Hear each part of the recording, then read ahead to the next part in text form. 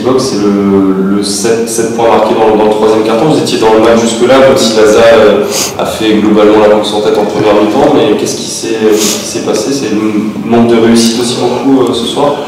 Oui, c'est clair que le manque de réussite ce soir, ça nous tue. Comment l'expliquer? Je pense qu'il y a pas mal de fébrilité de notre part. On est dans un cercle vicieux en ce moment. Là, on a du mal à finir les matchs, à gagner les matchs.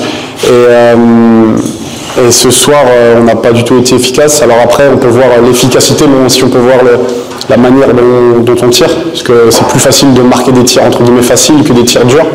Et c'est vrai que ce soir, sur le plan offensif, on n'a pas déroulé le jeu comme on le voulait et on le voit, on le paye sur l'efficacité et sur l'écart de points. Beaucoup de frustration d'abord parce que je crois que notre troisième quart-temps, en tout cas les 5 premières minutes, on est très cohérent défensivement par rapport à ce qu'on veut faire. Malheureusement au basket, ou heureusement au basket, enfin en tout cas malheureusement pour nous, il faut mettre la balle dans le panier. Et ce soir, qu'est-ce que vous voulez que je vous dise, quand on fait 16 sur 39 à l'intérieur de la raquette, 2 sur 18 à 3 points, qu'on marque, voilà, c'est mission impossible. Donc il faut voir la réalité en face. Ce soir, notre efficacité offensive est catastrophique, en tout cas sur les trois derniers cartons. En tout cas le deuxième et le troisième, clairement, où globalement on est plutôt cohérent défensivement et où en attaque on est d'une inefficacité totale. Alors j'y vois plusieurs raisons, parce que c'est toujours aussi une conséquence. Oui, on est maladroit, on a raté des shoots faciles, supposés faciles, mais il y a aussi des situations où on a beaucoup trop porté la balle d'une manière générale. On sait que nous, on a besoin de faire vivre la balle si on veut être efficace en attaque. Ce soir, ça a été catastrophique à ce niveau-là.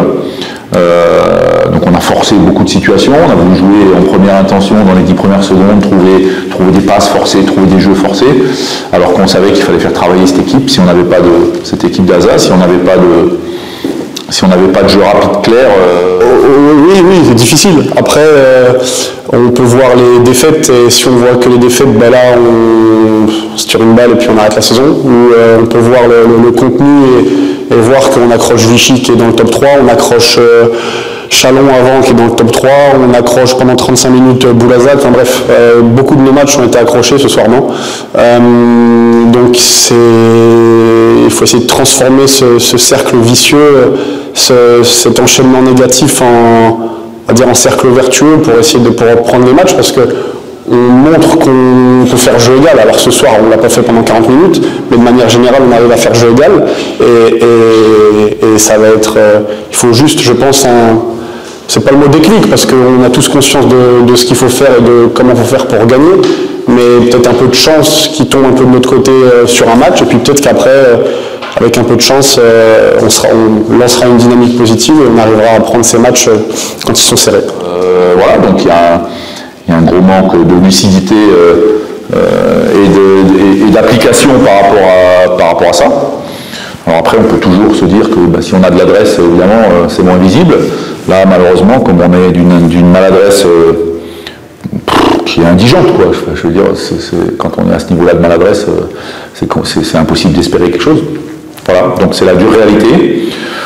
Une équipe d'Asa qui a su laisser passer l'orage qui a été beaucoup plus constant que nous dans le match. Nous, à partir du moment où on a encaissé un ou deux paniers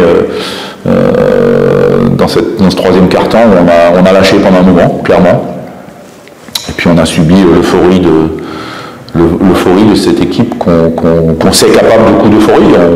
On l'a vu contre La Rochelle, ici même il n'y a pas longtemps, on les a vus à Évreux en deuxième mi-temps. Voilà, c'est pas une surprise, c'est une équipe qui monte en puissance, qui pour moi, je pense qu'elle fait plus partie des équipes qui vont jouer le maintien. Voilà, nous c'est notre réalité elle est dure, difficile, mais il faut se battre. Voilà, on est clairement en dessous du niveau qu'on souhaite et du niveau acceptable, je dirais. Donc il faut trouver des solutions. On est aussi clairement très diminué aujourd'hui. Il nous manque JJ Garcia qui malheureusement risque d'être out jusqu'à la fin de la saison. Donc il faut impérativement qu'on trouve un joueur rapidement. puis Calvin Hippolyte qui est encore absent quelques semaines. Donc dans tous les cas, il faut qu'on reste solidaire, même si c'est vrai que c'est difficile à accepter pour tout le monde, mais c'est la réalité, il faut voir la chose en face. On n'est aujourd'hui pas au niveau. Alors on n'est pas loin, en tout cas pas ce soir, mais sur les derniers matchs on n'est pas loin, mais on n'y est pas. Donc voilà. Il y a vos concurrents directs actuellement, enfin Savalier, Hébreu, tout le monde a perdu ce sort, donc vous n'êtes pas loin, donc le discours c'est aussi ça, Non, il faut pas. Enfin, je veux dire, aujourd'hui, mathématiquement, il n'y a rien qui est terminé. Après, la réalité, c'est qu'il faut quand même gagner. Il faut gagner des matchs, quoi. Donc, oui, là, on est passé pas loin à Lille, très près contre Boulazac, très près contre Vichy, mais on les a pas pris. Donc maintenant, il faudra prendre des matchs. On va affronter Saint-Quentin vendredi, c'est encore pas un cadeau. Puis après, on va à Saint-Vallier la semaine prochaine, où là, pour le coup, on va avoir. En tout cas, dans cette deuxième partie, on va recevoir La Rochelle, on va recevoir Hébreu, on va recevoir toutes ces équipes-là. Là, il faudra gagner, clairement. Le fait d'enchaîner, là, tous les 3 jours quasiment, la saison s'accélère, on va la faire en février, mais c'est une bonne chose de ton point de vue pour rebondir rapidement? Alors de ce côté-là c'est bien parce qu'il faut vite passer à la suite. Là ce soir on va avoir le trajet de retour pour pleurer et puis après il va falloir se remettre au boulot demain pour enchaîner le match de vendredi. Donc ça c'est positif. Après il y a l'aspect récupération, mais ça toutes les équipes sont dans la même situation. Donc on est tous égaux par rapport à ça. Donc je pense que c'est bien d'enchaîner voilà, il faut, dans notre cas nous je pense que c'est bien d'enchaîner.